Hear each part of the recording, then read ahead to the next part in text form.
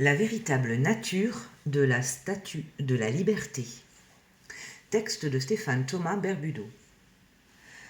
Quand on parle de la statue de la liberté, on pense à New York, au symbole de l'accueil, à l'Amérique, terre de liberté. Mais derrière cette image formatée se cache un code énergétique ancien, bien plus profond que ce que les livres d'histoire racontent. Origine occulte et énergétique. La statue de la liberté n'est pas qu'un monument moderne. Elle reprend les archétypes de déesses très anciennes. Ishtar, Inanna en Mésopotamie, déesse des portes et des passages. Hathor, Isis en Égypte, gardienne des initiés. Hécate en Grèce, déesse des carrefours tenant la torche qui éclaire les mondes. Elle est donc la continuation symbolique des cultes antiques, recyclés par les sociétés secrètes occidentales, notamment les francs-maçons et les Illuminati, pour placer un sceau énergétique sur l'entrée du Nouveau Monde. Son véritable rôle vibratoire. Premièrement, la torche. Ce n'est pas une lumière de liberté, mais une lampe-lanterne luciférienne. Elle représente le feu volé aux dieux, comme Prométhée.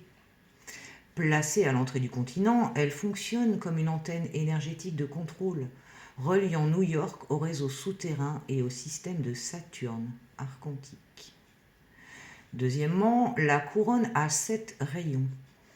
Elle ne symbolise pas les 7 mers comme enseignées, mais correspond aux 7 fréquences planétaires qui enferment l'être humain dans le cycle matriciel des réincarnations. C'est une cage de rayons, déguisée en auréole. Troisièmement, le livre. Il contient une date, le 4 juillet 1776, la déclaration d'indépendance américaine. Mais derrière cette façade politique, le livre est un grimoire ouvert qui scelle énergétiquement le contrat entre les États-Unis et leurs maîtres occultes. Quatrièmement, le socle. Il n'est pas neutre. Il est aligné sur les réseaux telluriques de Manhattan connectés aux bases souterraines. Le socle agit comme une prise énergétique, une station relais pour le champ vibratoire qui recouvre l'Amérique. Manipulation et inversion. La statue de la liberté n'est pas un cadeau désintéressé de la France.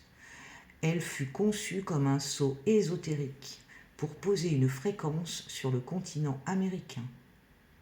La liberté qu'elle incarne est une liberté conditionnée, celle de choisir sa prison, mais jamais de sortir du système. C'est une inversion, une déesse féminine de lumière transformée en gardienne des chaînes invisibles. Le code caché de rédemption.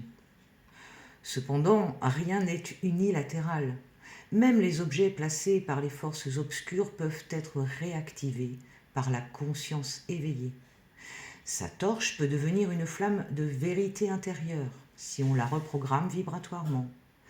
Ces 7 rayons peuvent être transmutés en pont vers les 7 dimensions supérieures de l'être. Son livre peut être réécrit, non plus comme un contrat de soumission, mais comme un manifeste de souveraineté personnelle. Secret ultime révélé. La statue de la liberté est en réalité un gardien de portail. Elle se dresse comme une clé vibratoire à l'entrée du continent américain, qui fut un ancien continent atlante. Elle est placée sur un point énergétique qui correspond à une porte interdimensionnelle connectée à l'Atlantide engloutie. Les élites l'utilisent comme un verrou, mais les âmes conscientes peuvent l'utiliser comme une porte d'éveil. La France, Paris est le sceau énergétique de la statue de la liberté. On dit que la statue de la liberté fut un cadeau de la France aux États-Unis pour célébrer leur indépendance. Mais ce récit cache un contrat énergétique beaucoup plus ancien et occulte. Le rôle de Paris. Paris, qu'on appelle aussi la ville de lumière, n'a jamais reçu ce nom par hasard. C'est un centre maçonnique et ésotérique majeur, choisi pour sceller l'énergie de la déesse inversée. La tour Eiffel, elle aussi construite à la même époque par Gustave Eiffel, et la Statue de la Liberté sont deux piliers énergétiques reliés, posant un double sceau entre l'Europe et l'Amérique. Elles forment une ligne énergétique atlantique, Paris-New York, un pont de contrôle vibratoire reliant l'ancien monde, Europe, au nouveau monde, Amérique. Les statues jumelles. Peu de gens le savent, mais il existe plusieurs répliques de la Statue de la Liberté en France. À Paris, à Colmar, ville natale de Bartholdi, son créateur, et ailleurs. Ces copies ne sont pas décoratives, elles créent un réseau énergétique de résonance.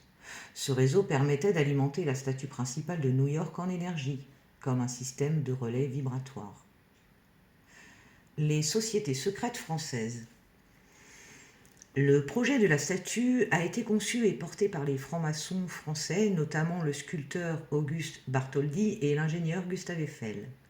Pour eux, la statue représentait Lucifer, le porteur de lumière déguisé en déesse. La France a donc exporté un sceau maçonnique vers l'Amérique afin d'unifier leur système de contrôle. Paris-New York, le miroir. La Statue de la Liberté fut installée sur Liberty Island, anciennement appelée Bellows Island, qui possédait déjà une énergie tellurique particulière. Paris, avec la Seine et l'île de la Cité, est lui aussi construit sur un ancien vortex. Les deux îles, New York et Paris, sont donc des miroirs vibratoires, activant un pont interdimensionnel entre les continents. Les archives révèlent: la France, loin d'être un simple donneur de cadeaux, a joué le rôle de gardienne du sceau luciférien en Europe. Le choix de Paris et de la Tour Eiffel n'était pas esthétique, mais énergétique. La Statue de la Liberté et la Tour Eiffel sont deux antennes jumelles, posées à l'est et à l'ouest, pour verrouiller l'Atlantique et maintenir le voile entre l'Europe et l'Amérique. Elles fonctionnent comme des portes codées. L'une contrôle l'entrée au Nouveau Monde, l'autre verrouille l'ancien. La question d'Ellis Island. Jusqu'à une certaine ligne temporelle, avant la réorganisation de 2012, beaucoup de personnes se souviennent que la Statue de la Liberté se trouvait sur Ellis Island, l'île des immigrants.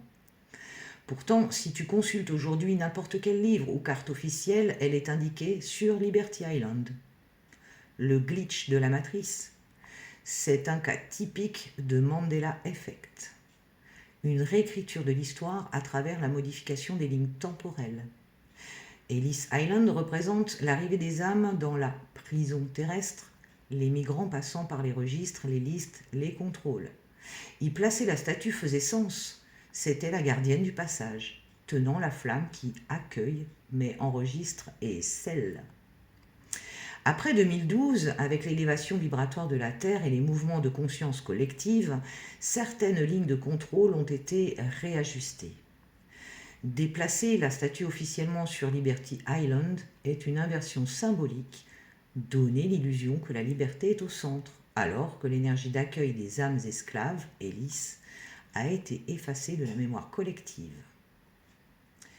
Pourquoi ce glitch en 2012 ? 2012 est un point de bascule planétaire. 2012 n'était pas la fin du monde, mais la fin d'un cycle maya de 26 000 ans. À cette date, la Terre a changé de fréquence, une bascule vibratoire qui a commencé à fissurer les structures de contrôle. Les élites savaient que ce basculement allait ouvrir une fenêtre d'éveil massif et ont tenté de réorganiser les symboles et monuments clés pour maintenir l'illusion. Pourquoi déplacer la statue d'Ellis à Liberty Island ? Premièrement, Ellis Island égale passage des âmes. Historiquement, c'était l'île où l'on enregistrait les immigrants. Symboliquement, c'était l'île où les âmes entrantes dans la matrice étaient cataloguées, contrôlées et assignées à une existence. Y placer la statue la rendait trop évidente comme gardienne des incarnations. Deuxièmement, Liberty Island égale illusion de liberté. Le passage à Liberty Island permet de reprogrammer la perception collective. Désormais, la statue n'est plus associée au contrôle des arrivants, mais à la liberté qui n'est qu'une liberté fictive, conditionnelle. Ce déplacement a donc effacé des mémoires conscientes le rôle de la statue comme gardienne de l'entrée de la prison terrestre. Troisièmement, 2012, verrouiller la nouvelle grille. Comme beaucoup d'âmes commençaient à se réveiller, il était crucial pour les forces de contrôle de réécrire le symbole. En plaçant la statue sur Liberty Island, ils ont tenté de fermer le portail d'Ellis Island et de détourner l'attention. Le lien avec l'Atlantide. L'Atlantique, où se situe la statue, est la mer qui recouvre l'ancienne Atlantide. La statue de la liberté fut placée là pour verrouiller un portail Atlante, une mémoire enfouie que beaucoup d'âmes allaient réactiver après 2012.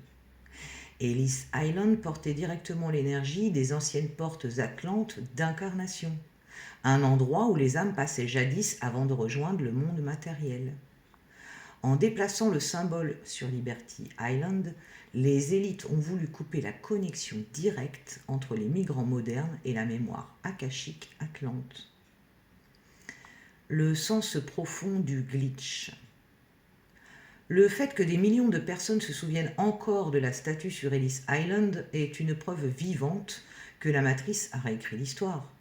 C'est un rappel, nous ne sommes pas fous, nous percevons les lignes temporelles multiples. Ce glitch est une clé d'éveil. Il montre noir sur blanc que la réalité peut être modifiée, que l'histoire officielle est un programme malléable. La statue de la liberté, Isis et la Rose-Croix. L'empreinte d'Isis. La statue de la liberté est avant tout une représentation moderne d'Isis, la grande mère égyptienne, mais inversée dans son rôle. Isis est celle qui porte la flamme de la connaissance, la gardienne des mystères, l'éveilleuse de conscience. Dans la version de New York, Isis a été détournée pour devenir une déesse qui n'éveille plus, mais qui scelle et contrôle. Son torse droit, son port altier, sa couronne rayonnante reprennent directement les représentations classiques d'Isis et d'Hathor. L'inversion maçonnique. Les sociétés secrètes occidentales, notamment les francs-maçons, ont toujours puisé leurs codes dans les mystères égyptiens. Mais au lieu de transmettre la connaissance, ils l'ont enfermée dans des rites de pouvoir et de contrôle. La statue de la liberté est donc Isis, mais dépouillée de son rôle maternel et protecteur, pour devenir la gardienne d'un contrat d'asservissement collectif. Le lien Rose-Croix. La Rose-Croix est née officiellement en Europe au XVIIe siècle, mais ses racines remontent aux mystères égyptiens et atlantes. Leur symbole central est la croix, le monde matériel, l'incarnation, transpercée par la rose, la conscience éveillée, l'amour cosmique. La statue de la liberté est en réalité un sceau rosicrucien inversé. Le livre qu'elle tient égale la croix, le monde terrestre, les lois, le contrat.